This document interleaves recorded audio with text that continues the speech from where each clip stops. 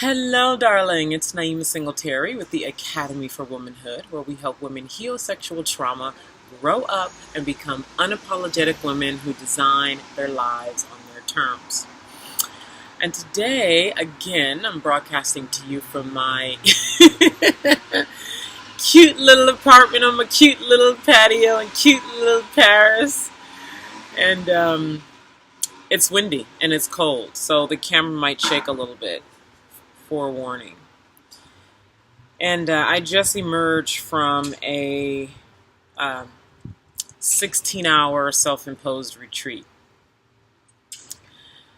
I shut everything down. I closed all the curtains and technology stuff, and no phone, and just me and water and God. Me and water and God. Me and water and God. Me and water and God. And today's video, I want to talk about the miraculous and living.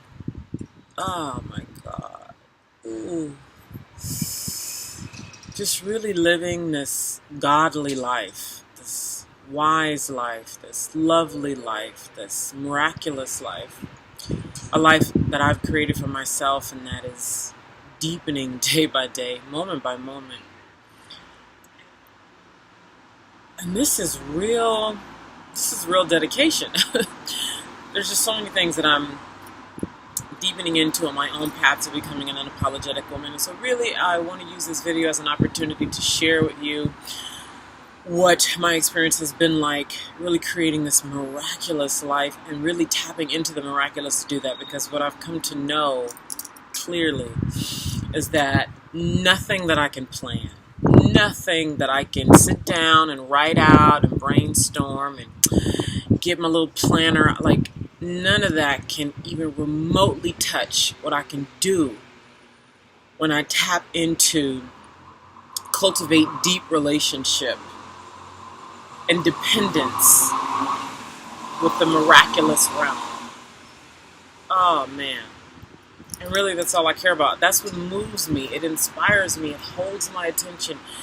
It's grounded. It's true. It's clear. It's pure. And so my life, the fact that I could even create for myself a 16-hour retreat where I'm not looking at any clocks. I'm not like, I gotta go. While at the same time working with women all over the world, and allows me to live anywhere in the world. I'm here in Paris where I'll be for 19 days. I was, a week or so in Miami. And before that, I was about 7 weeks in Italy. And before that, I was in Miami some more. And before that, I was in California. And when I leave here, I'm going down to Florence. And when I leave there, I'm going up. Like, you see, and I love this being able to immerse myself. And I'm about immersion. I love immersing myself into a place where I can really become a new person, really tap into these dimensions within myself and around myself that has information that really allows me to live this magical life that is not of the mind. And I've lived a life of the mind pretty much all of my life, and it's really this last 2 years, year and a half, where the miracles that have happened, my faith and trust and deepening and relentless commitment to really tapping into deeper interiors. And as a woman who's experienced sexual trauma and who's been on this journey of healing sexual trauma and working with women to heal sexual trauma and coming into new awarenesses about myself, coming into I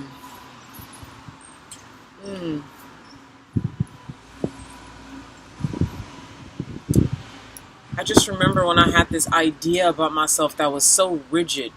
I actually had a counselor in college who said to me, Naima, you are so rigid. I remember like it was yesterday, and this was over 15 years ago. She was like, Naima, you are so rigid. And, I was like, what? So here's what's going on. I'm going on tour 3 cities. It's the Unapologetic Womanhood Tour. It's about healing sexual trauma, growing up, and really becoming a woman who designs her life on her terms. I start in London. I'll be there in October. Then I go to Houston in October. Then I go to LA. That's in November. And the link should be somewhere on this page for you to click and get more information about that. What we'll be doing, if you choose to come join me and the other women who will be in the room, we will be helping you clear cobwebs, the overwhelm, helping you learn how to navigate the chatter that keeps you away from the life that you want, the beingness, right? Having, doing, and being everything that you want. Being able to tap into your magical powers. This is the way to live, man. Like, you know, the way fear has a way of coming in and dictating what you do and don't do. I've been there, so I know.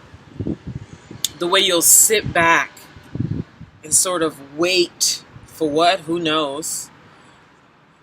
Doubt, self-doubt, fear, looking for some kind of clue, or not even a clue, but external validation, waiting for the sign. And then being able to decipher with true wisdom when it really is time to wait and when it's just some really clever and intelligent looking fear having you stay locked behind the action that is required. The new way of thinking. Oh my God, this new way of thinking where you can decipher how much of this is somebody else's information that has infiltrated you and has been with you for years. How much of this is true? How much of this is just a pattern that you've been in for decades? Like you keep noticing, you keep creating the same problem, even if it's dressed a little differently. And so if you come join me at one of the tour stops, we'll be going into how you be and clearing that out and creating new ways, really confronting your fear, using love and truth and being witnessed in your vulnerability to help break through, penetrating all the stuff that's just so deeply wound up in there. Like we got a knuckle in there. And it's like a doctor, he or she knows that we're going in there for a heart transplant. And they do whatever research they need to do in advance, making sure they have the tools, they have the insider information, and they have the emotional capacity to go in there. And then when they get in there, they don't know what they're going to see, right? So it's like you come in here and we know that we're helping you work on fear and doubt and sexual trauma and shame and all that. And you come in and we slice it open, and we might have to use a knife, we might have to use love, we might have to use truth, who knows what we have to use. And we get in there, and then we realize, oh shit, okay, this is what it is. We'll use this, we need to use that. And it's a real, it's a delicate, lovely, necessary thing with all the work that I've done on my own journey, path, whatever you want to call it. And like the different things, particularly the unorthodox things that I've had to do, right? Beyond talk therapy or going to the woods for a few days or fasting for a week, or right, like these things that are on the 5 top ways to be spiritual list. These unorthodox things that I've had to do, like fucking a bunch of different guys, getting drunk, and just totally losing my mind, completely like passing out and being carried to some other space, psychedelics, being held by a stranger, somebody speaking to me in a way that's it's zero nicety to it, zero trying to say the right thing, where it's clean, it's pure, and it's filled with just truth and love, and it just penetrates that thing in me that for whatever reason I was just like frantic and couldn't touch. So in this room we'll have a chance to